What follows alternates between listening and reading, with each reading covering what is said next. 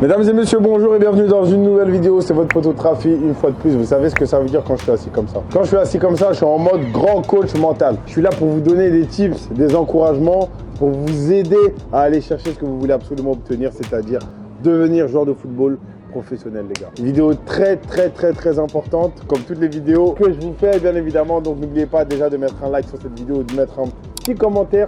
Ça fait toujours plaisir. Bien évidemment, on s'abonne à la chaîne YouTube. On va bientôt atteindre les 300 000 abonnés. Et le sujet d'aujourd'hui, mesdames et messieurs, c'est garder la motivation pour percer dans le football. J'espère que vous êtes prêts. Let's go!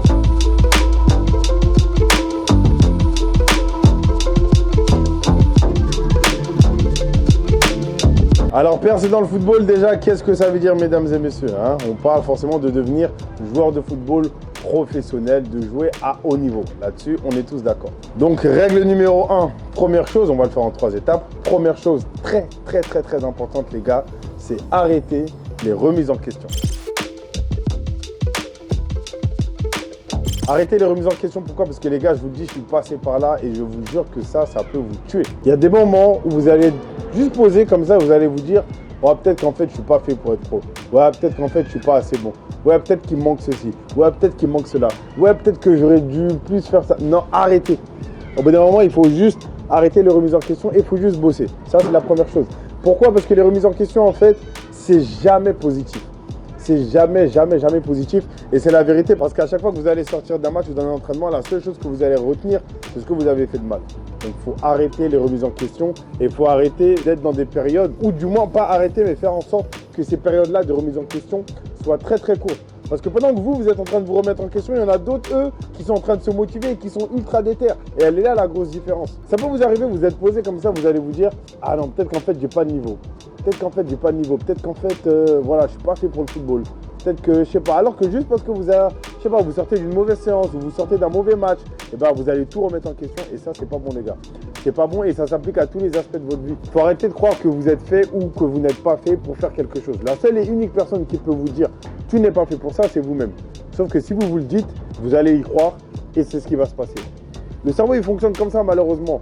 Plus vous êtes convaincu de quelque chose, plus naturellement, vous allez agir de façon à réussir à atteindre l'objectif que vous vous êtes fixé.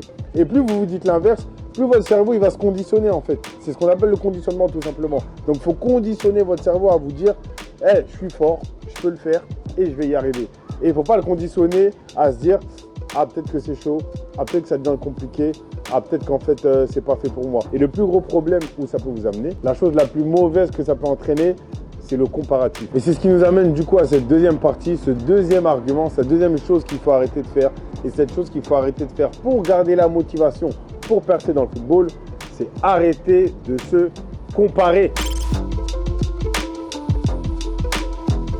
Arrêtez. Je sais que la majeure partie d'entre vous qui nous regardez, vous n'avez pas 30 piges.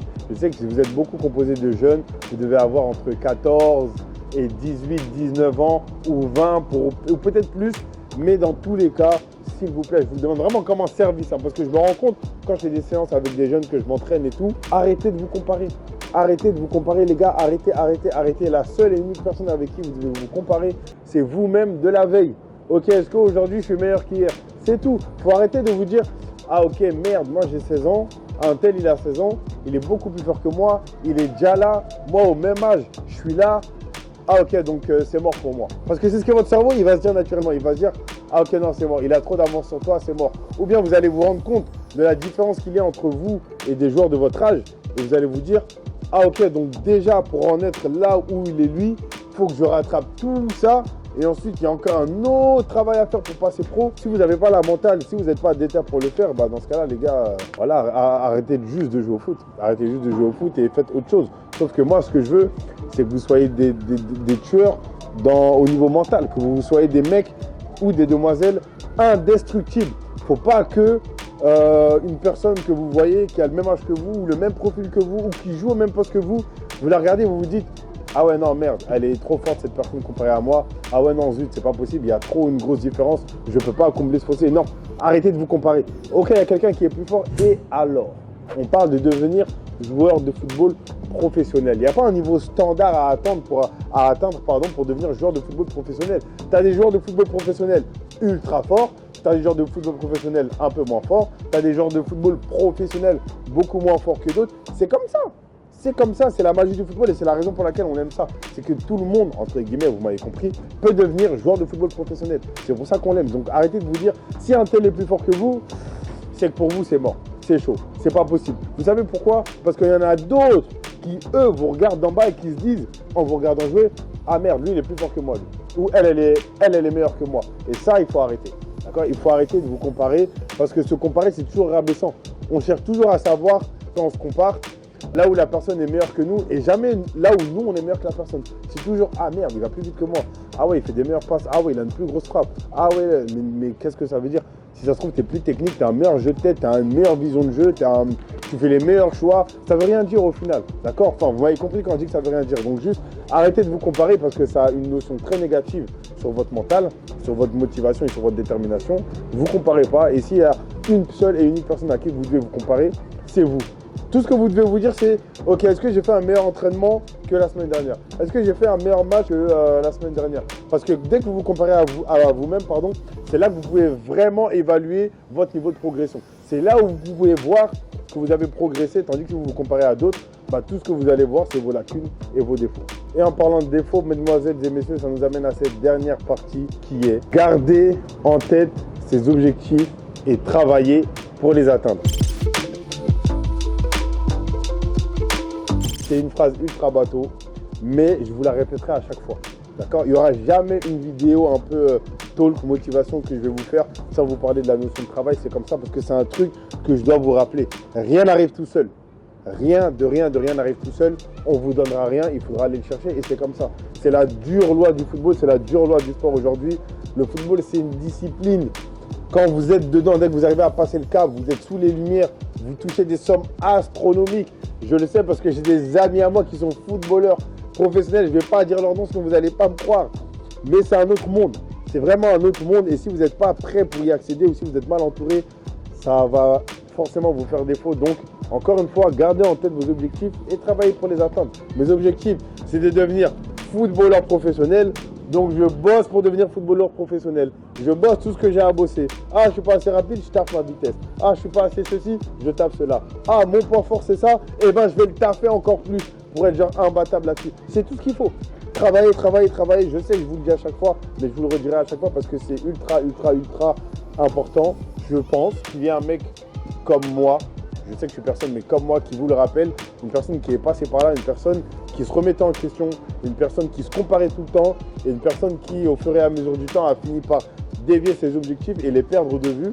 Et ce qui a fait qu'aujourd'hui, je ne suis pas footballeur professionnel. Il y a trop de gens qui me demandent « Mais Trafi, pourquoi tu n'es pas pro? Pourquoi tu n'es pas pro ?» Les gars, j'avais pas le niveau ou la technique ou la mentale pour être pro parce qu'avec le temps, en travaillant, je m'en suis rendu compte peut-être trop tard, mais c'est des choses très, j'ai dit beaucoup de fois très parce que c'est vrai et c'est très important. D'accord? Donc je récapitule une dernière fois. Règle numéro 1, on arrête de se remettre en question. D'accord? Ou du moins on arrête de se remettre trop en question ou encore une fois, faites en sorte que si vous vous remettez en question et que vous n'arrivez pas à vous empêcher de vous remettre en question, faites en sorte que ce temps-là de remise en question il soit très court, très court. Plus il est court, mieux c'est. Plus il est long, moins c'est bien. Plus il est court, mieux c'est. Croyez-moi, c'est véridique. Deuxième chose ultra importante, c'est essayer de vous comparer. D'accord? C'est essayer de vous comparer. Il y a des gens qui seront meilleurs que vous, quoi qu'il arrive. Et il y a des gens qui seront moins bons que vous, quoi qu'il arrive. Que vous soyez pro, que vous ne soyez pas pro, il y aura toujours des gens qui vont vous regarder d'en haut et d'autres qui vont vous regarder d'en bas. C'est comme ça. C'est comme ça et c'est comme ça. Ce sera comme ça dans tous les aspects de votre vie, personnelle comme professionnelle. C'est comme ça. Troisième et dernière chose, c'est que après avoir passé l'étape 1 et l'étape 2, il faut garder en tête ses objectifs et travailler pour les atteindre. Ça, il n'y a pas de secret, les gars. Il n'y a pas de secret. Tu ne travailles pas, tu n'auras rien. C'est simple comme bonjour. Tu travailles, tu auras. Tu ne travailles pas, tu n'auras rien. Mais tu travailles ne veut pas forcément dire que tu auras en vérité. D'accord? Mais la différence entre ceux qui ont eu et ceux qui n'ont rien eu, c'est que ceux qui ont eu, ils ont travaillé pour.